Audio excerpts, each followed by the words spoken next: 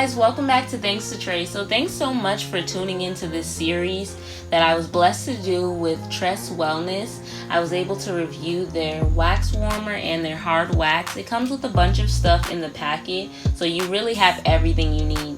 The only thing that it doesn't have is powder, so you could just grab that from the corner store or, Family Dollar or wherever.